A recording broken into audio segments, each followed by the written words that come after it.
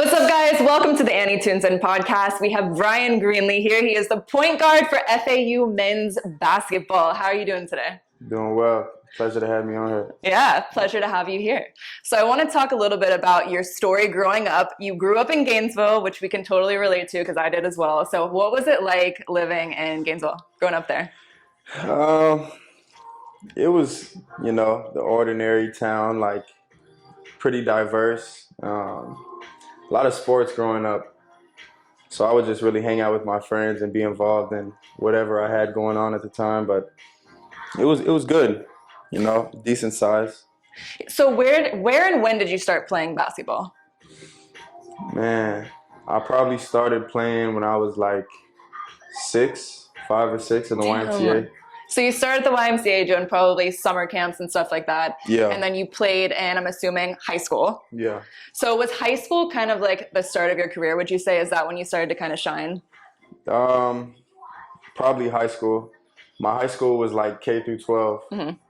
So obviously like my 7th and 8th grade year when I first went there, I was playing like a little bit of varsity, not really getting any minutes, just kind of learning from the older guys.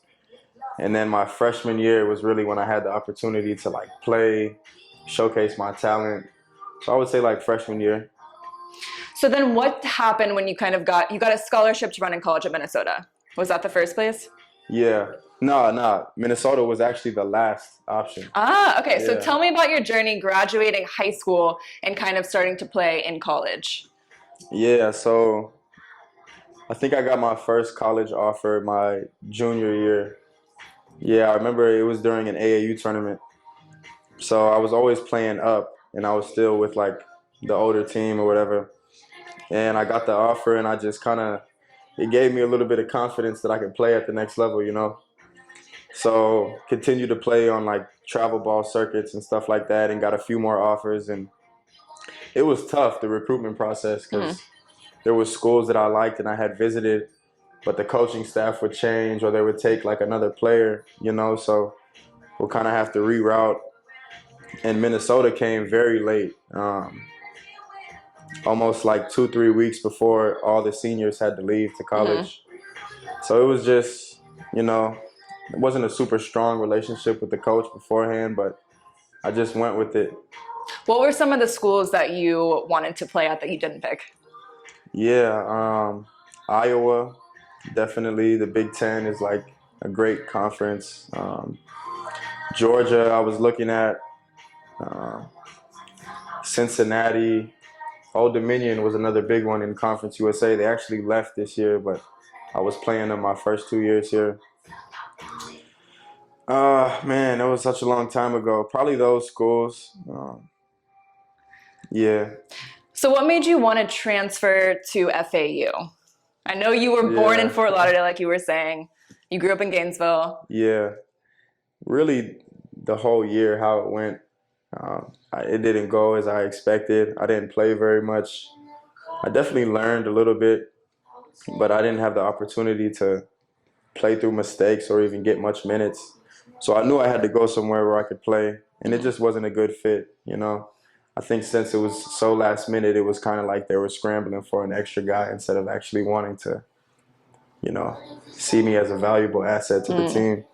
So I wanted to go somewhere I could play, somewhere I could trust the coach, and also somewhere I could like have my family come. And it's only 4 hours from Gainesville, so that was another plus. You wanted it more focused on you. That was kind of how I was when I was choosing a school for like track. I wanted something that was smaller so I would have more like kind of almost better coaching, more focused coaching. But it was a bigger school, obviously like a Power 5 conference.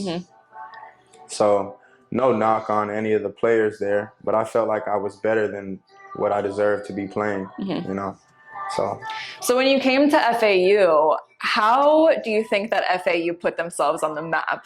Because, I mean, FAU, as we all know, they were never really known for being like this amazing team. Yeah. No one ever knew they would go to the Final Four. So what do you think was the difference in that? I mean, my first year that I got here, I feel like it was just a building process to piece the right team together and just have a group of guys where everyone's bought in, My first year here was the COVID year. so it was just hectic. Games getting canceled, and wasn't as much motivation to play, I guess. And then my second year was kind of like we're breaking through. You know, we're losing a whole bunch of games, but very close. Mm-hmm. And then this year, just with so many returners, we could kind of pick up where we left off and build good habits and put in the work. So it was All right, a long so when you process. talk about habits, like what is your day like? Like a day of training, a day at practice, Yeah. what is it like? Man, during the season, probably get up maybe around like 8:30, go to the gym, shoot for like 30 minutes from, I don't know, 9 to 9:30, we'll say. Weights at 10 for an hour.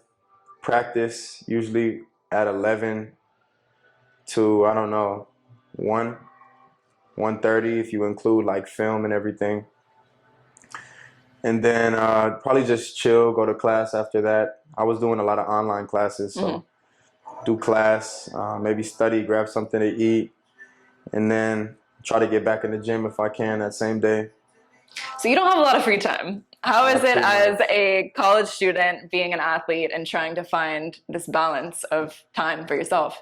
Yeah, it's doable. You know, it's definitely difficult. Um, I've had to learn how to organize things better over the years. Yeah. Obviously, I wasn't as good, you know, first coming in, but it just takes time management. Like if you prioritize the things that you need to get done, you could find time to chill and have fun. Yeah. But I also feel like it's easier. Like when you do sports from a young age, you learn that from a young age and you kind of Right. understand that you have to have this discipline, you know, going through all of the years. So I feel like once you hit college and you're at that level, it's actually a little bit easier. Even though Yeah. you're in a different place and you have different, you know, people around you, it's actually, I think, a little bit more doable. So did No, you for sure. know that at the first part of the season and when you guys started playing as a team, did you think that you'd make it to the end? Almost to the end? I mean, to make it that far, like, no.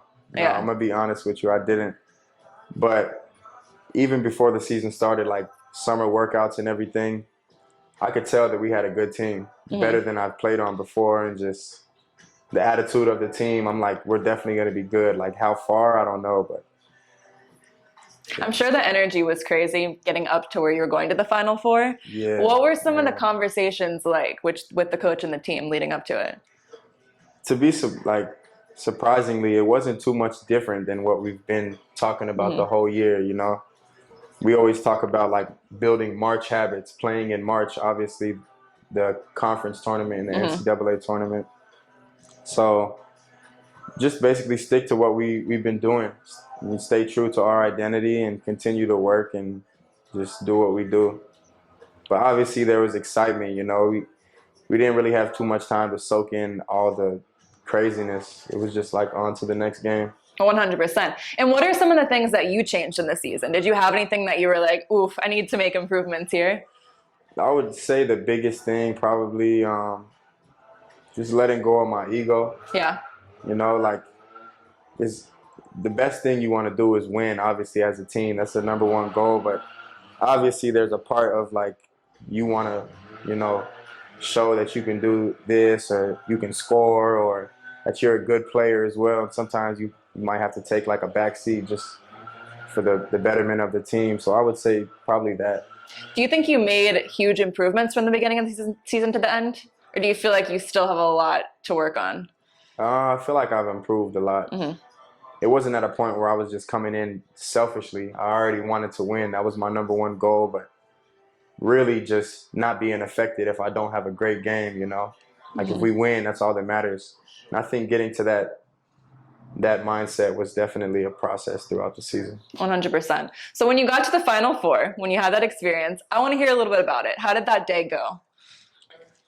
Man, Don't think about the end everything went yet. so Think about the fast. exciting things. That specific day, probably just had breakfast. I think we played at maybe 5. So we had breakfast, had a shoot around at the gym, just focusing on the things we had to do that night. Got back to the hotel and just went over the scout a little bit, watched some film, and just locked in, honestly. Every game we're in, I feel like we're going to win. Well, that's definitely the mindset to have. For sure. All 40 minutes of the game, everyone just believes we're going to win. Like, even if we're down 10, 15 with a few minutes, like, until the game is over, it's like there's still a chance. And yeah. So when you hit the end of the game, what went through your head? I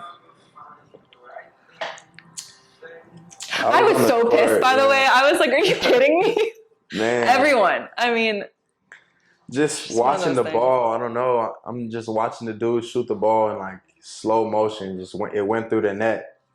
And I didn't have too many thoughts, but like, damn, like it's over, you know, like the season's over. It's just a lot of emotions. Obviously, I was sad that our season got cut short off a buzzer beater, and the senior on our team, Mike Forrest, and just this run is over. Really, it was just I enjoyed being with the team and everything more than anything. So like, we're gonna have to wait a whole off season to be back and really get to work, you know. I mean, listen, the experience is insane on its own. Yeah. But that, I know that felt like a defeat, but it wasn't, because at the end of the day, like, you got there. Like, that was like literally like one of the end goals at least. Yeah. So you made it that far, and going after that game, what were some of the talks like on the bus plane ride back?